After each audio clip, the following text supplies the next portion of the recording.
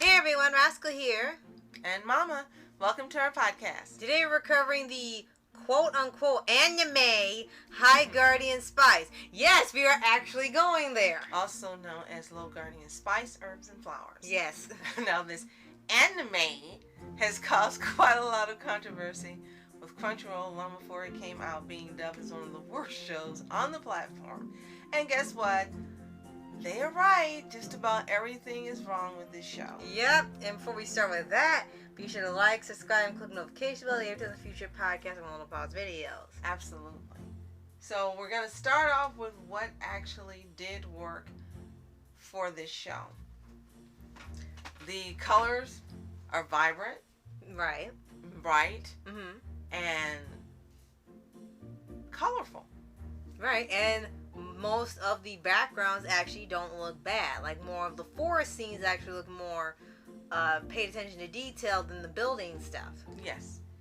And the majority of the cast is female. So for those who want animation or anime that has more female characters, this anime does have it. Both as children and as adults. Yes. And there are a few good ideas in here with proposing old magic and new magic, which they bring up lots of times in here. And even Mom will point out that there was actually an idea for a whole another show entirely.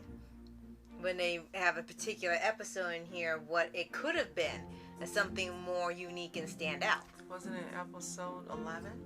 Yes, right before episode the finale. 11, they had where the students went to visit an underwater place because they had a dragon that was running amok and they didn't know why. There was something wrong with that, but before we get to what was wrong with that, let's get to what did work. So in order to go into the water and to be able to breathe, they put on rings that turned them all into mermaids or mermen. And they had the transformation sequence, which was too short, but they did have transformation sequences, and they went in the water, and they looked like mermaids, and the characters actually looked really good. They were cute, they were creative, and all I could think when we started watching the episode is, why didn't they make the series about students that are trained to become mermaid or merman warriors or something? Yeah. It hasn't been done. No one had done it, and you could see the idea right there in the episode. Right. And this episode was the best episode until the end of the episode, when it all went awry. Yes, pretty much. And we can't go into every single little thing, because not only has there been many people before us that have covered this anime in detail or run over or episode by episode, there is so much to unpack with it that it will take forever to get through everything. So we just want to make this one video about the show, and while you're a little late to the party with it, it still has a place in animation, and it's more of a guide. Right. It's more of a guide on what not to do, how not to make an anime series. And we like to point out that we're always in support of creators and artists and writers, anyone trying to do something different. So with that is positive. It's great they wanted to make something different, have their own intellectual property. They saw something they thought was lacking and decided to create it themselves. That is fantastic. Right. And I think that's to be applauded. The problem here is that they called this anime when it's just animation. It's basically Western animation. Nothing about this is anime but the ending, and then we learned that the ending was taken from Azumanga, the anime. Yes. And so we're like, well, why didn't they make the whole show look like the ending or the outro? Why didn't the whole show look like that? Then it really would have truly been in anime. Right, because there's a lot of times in the show where they go through a chibi format to explain things, have a flashback, or the end credits. Well, if you really want to do anime without having to go through a huge budget of it, just do a little chibi series like Disney's begun doing a lot, and that would have been a much easier route and easier to do on your budget. Not throwing in some anime expressions, not throwing in some anime lingo, which they kind of botch up most of the time, and then having some references to anime. There's even a bunch of times where that they took plot lines and ideas from other anime and compiled into this, but it's so haphazardly done, you would have to really think about the anime that they are trying to emulate. Yes.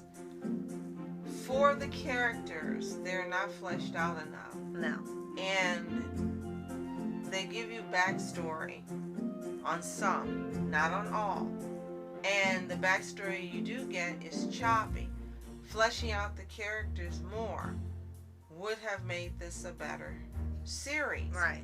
You would have cared more about the characters and each of their journeys, why they're attending the school, what do they hope to gain by attending the school. Right. And for goodness sake, what in the heck is a High Guardian? Yeah, and you thinking this could mean they're probably smoking something, but no, they're not. The entire show we waited, and we kept watching, kept paying attention just in case we missed it. They never tell you what a guardian's supposed to do. And we looked at other videos and people said the same thing. The show never tells you what the purpose of a guardian is. Do they guard people, heroes, places, islands, animals, protect and fight evil? What do they do? It is never explained what a guardian does, and you're just supposed to keep going with it and act like this is what a guardian does, but you're not telling us if this is normal for a guardian or not, because they do kind of some of everything in this show. They got some of every single field type you would see in anime in this show, and most of it doesn't even fit with the world they're trying to build. Right. Now, another thing is it's called High Guardian Spice, when really the characters' names are herbs and flowers. And you may say, well, you're being nitpicky. No, I'm not. If he says spices, then I'm expecting to see spice names. And maybe everyone didn't have to have a spice name, but you've got thyme, you've got rosemary, you've got sage, and there's one more girl. Oh crap! What was the last one? Parsley. Parsley. Okay. And then for some of the other students, you got Snapdragon. You've got what's the purple-haired girl's name? The Snapdragon's Melise, best friend. Melise. Something like that, yeah. And the names are all herbs and some flowers. Now there's a sequence where one of the characters starts telling what's supposed to be a story, or like around a campfire telling horror stories.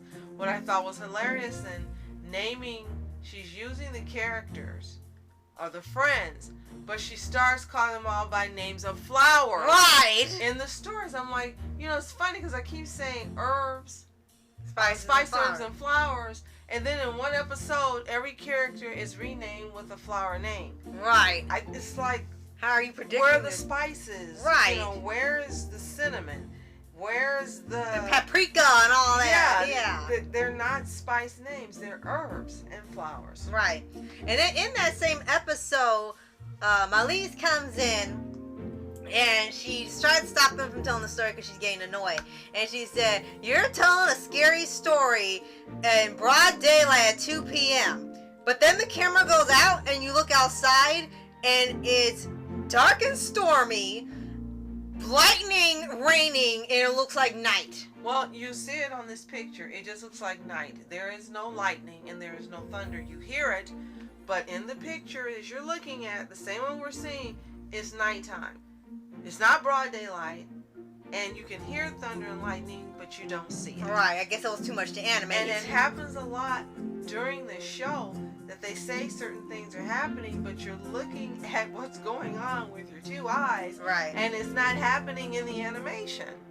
Yeah, and that happens so much. It either has very, very choppy, bad animation, and then it'll have few seconds on screen or even fight scenes where suddenly the animation is improved and it's fluid and it looks good, then it goes right back to being choppy. So you're not really sure what happened during production.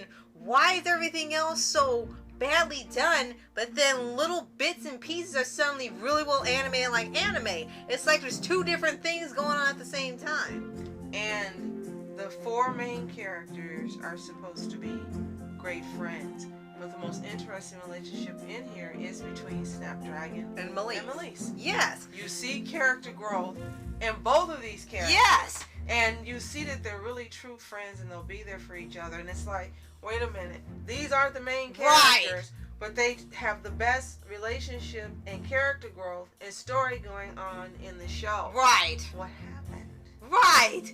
And it's the strangest, it's the weirdest thing. And the thing is, you're not supposed to really like them because they really start off heavily as the mean girl and the bully sidekick that tags along pretty much. Well, they try to drop that a little bit as it goes on. And they kind of sort of become frenemies by the end. They're not best buds or anything with the main cast, but they are sort of not on rivalry level anymore.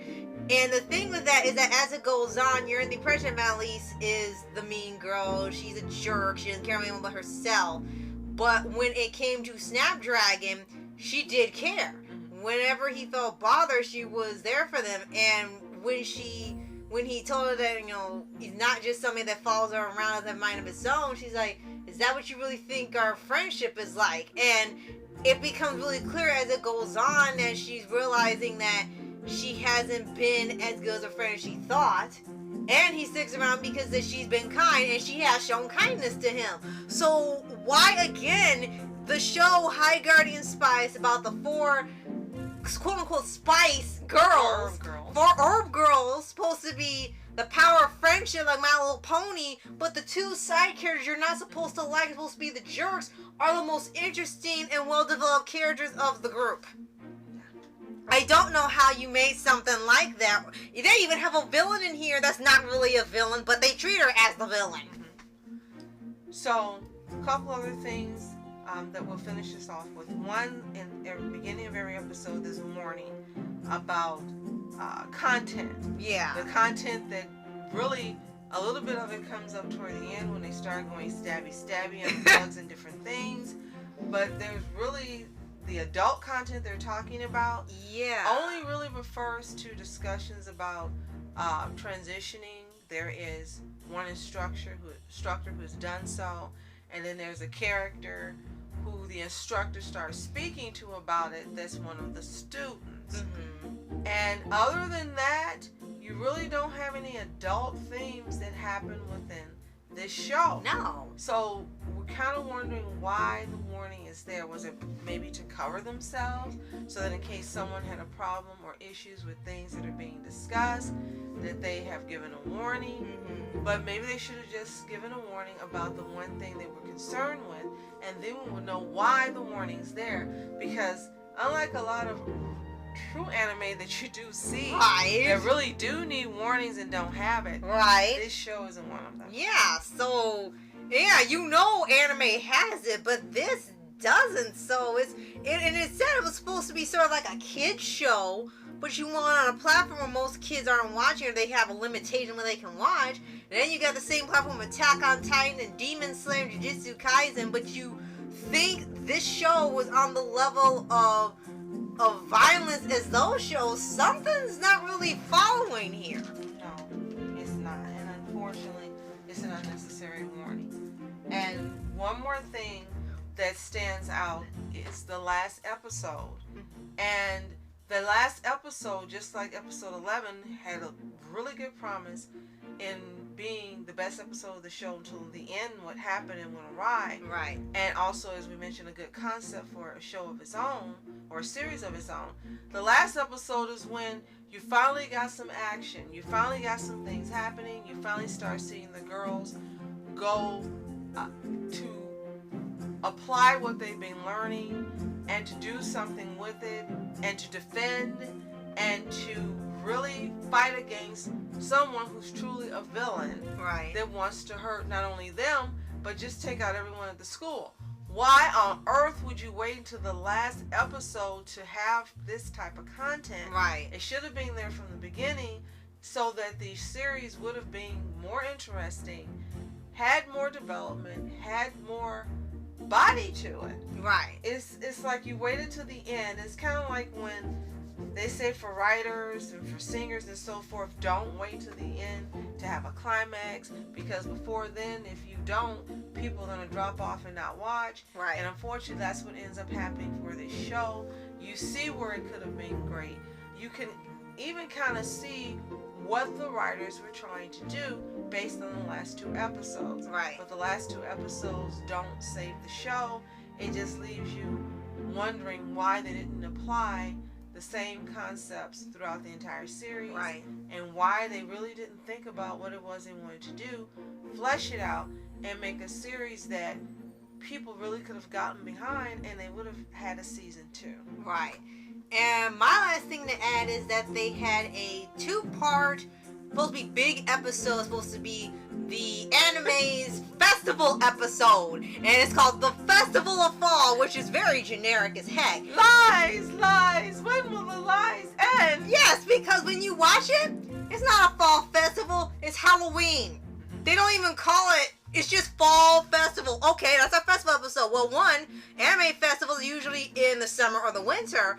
And the other thing is that they got costumes on, they got decorations and parades and games and lights and stuff. It was just Halloween, but they didn't say the word Halloween. Even My Little Pony has Nightmare Night and try to make it different. Right. But here they have that, and everyone's got on these weird fantasy costumes or all these different things. And there's even one point in there where it got so bad that in the background, if you pay attention, they got the creatures of dragons and bugs and trees and witches and all that. And then one guy's dressed up in a trench coat like he's an undercover detective. As you can see on screen. In the fantasy Halloween magic setting. And one more thing about that episode that really was misplaced is you have a little more backstory on Snapdragon. He dresses as a mermaid. And at first you don't recognize him because he's really so pretty and it just fits. Right. And you see what they were trying to do is to give you his backstory on his wants and his desires, because in episode 11 where they go and put on the rings to turn to mermaids, he doesn't get to go because of his behavior. And he really wants to go because he really wants to put on that ring and to be a mermaid. Right. Now, you don't know how he would have looked because you actually had a merman in here where his top was like a guy, but the bottom was the fish. Right. And then, of course, you had the feminine versions. Right. But you can see they were trying to introduce this. This should have been introduced further along, closer to that episode, so then it could have led up to what was addressed in episode 11. And then on top of that, why would you put him in an episode saying it's a festival and it's Halloween, and then you make it seem like he had a Halloween costume, but he really didn't. He was expressing how he wanted to be. Right. That was just poorly handled. Right. It should have been handled much better, where it wouldn't have seemed out of place, and you could have seen the connection, and then you could have seen the reveal that took place in 11 and go, oh, okay. And then knowing that no one there had a problem with this except for one stupid boy who Snapdragon beats the crap out of, right? Like it's a Christmas story. Right? It's like, where does this come from? Exactly. So it was kind of disjointed, and you can see where they're going with it. It just could have been handled better, so you could have really seen what is the story they wanted to present and how they were trying to add it into the narrative. Right. So it's just so many things could have been done differently and should have been done differently. Mm-hmm. And you see the potential where this show could have been really great. It could have, yeah. So, it didn't have to have this reputation. They had 2 years to fix things and they never did. So what do we say? Oh, what about the green-haired boy? What's his name? Slime Boy, who's pretty much the most loved character of the whole thing because they chose not to have a lot of male characters like Sailor Moon. And the problem thing with slime boys that, yeah, people just love him because of just how ridiculously dorky he is. But there's a point in here where almost until the end of the season, or series at this point, you can't understand what he's saying. You have to turn up your volume. You have to pay attention because he always talks like this and he's mumbling and things. And it's not just his character. People are pointing out something was wrong with his microphone during production and it never got fixed until the end when he finally sounded normal with everyone else. So you may ask, well, why is this series being covered during Superhero Month? Right. Because they're supposed to be heroes. Right. So we wanted to give some light and shed some light, I should say, on this particular series. If you haven't seen it, it's available on Crunchyroll. You can give it a watch. The first 5 episodes are available on YouTube. So if you just want to see, hey, let me check out some of the episodes and see if this is something I really want to invest time in. We wanted to cover it because, as we said, you could see the promise here for this show. You could see it could have been something great. You can see where they were trying to go with it. But the first thing, foremost, it should have never been called an anime because it's not. It should have just been called an animated series, a Western series, because that's what it is. And as you said, they should have corrected the mistakes that happened. What I sincerely hope is that they don't give up and throw in the towel because of what's happened. And they start again and try to create a series that is about some things they love, characters they've developed. They even included themselves as characters that are instructors within the series, which is fine. Other shows do it. Right. And there's no problem with that. And then created characters for themselves, the instructors, that were actually unique. Right. So if you can expand that to the main characters that you have, that they're unique as well, right, then it will work. Stay with your beautiful background, stay with the beautiful colors, stay with concepts that you have like in episode 11 that are different, and go back to the drawing board. Don't give up and try again. We sincerely hope you come out with something that is successful and that is different from anything that's out there. The only big thing is, if it's not an anime, don't call it anime. Just call it an animated series. And if you're gonna do anime, make it look like anime. Make it presented like anime. Yeah. Make it have storylines like anime. Just make it anime. Exactly. Make it feel like you're watching anime. We've seen stuff from Avatar and Voltron that have more anime feels than this. And then there's another series that Crunchyroll did as well as the original called Fina Pirate Princess that really got good reviews and went over well when it aired on Adult Swim or Toonami. Right. So it can be done. So don't give up. Try again. Good luck to you. And we hope the next time that we're reviewing a series that you do, that we have really, really more high praise for things you've done within it rather than things that could have been done better. Right. So hopefully this works to help you create something better, and don't take it as you should quit, because you really shouldn't. Right. And if you haven't already, subscribe for updates, weekly videos on your favorite anime series, animated shows, and all things animation. Absolutely not. If you've seen High Guardian Spice, or as we keep saying, Spice, Herbs, and Flowers, let us know what you think in the comments below. Do you agree with us? Do you disagree? We really want to hear your opinions. Were you aware of this series coming out as it was being developed? Let us know that as well. And again, if you haven't seen it, it's available on Crunchyroll in full, or you can watch the first 5 episodes on YouTube. Right. So, thank you so much for watching. I'm Ask Entertainment. I'm Mom Entertainment. Have a fantastic day. Peace.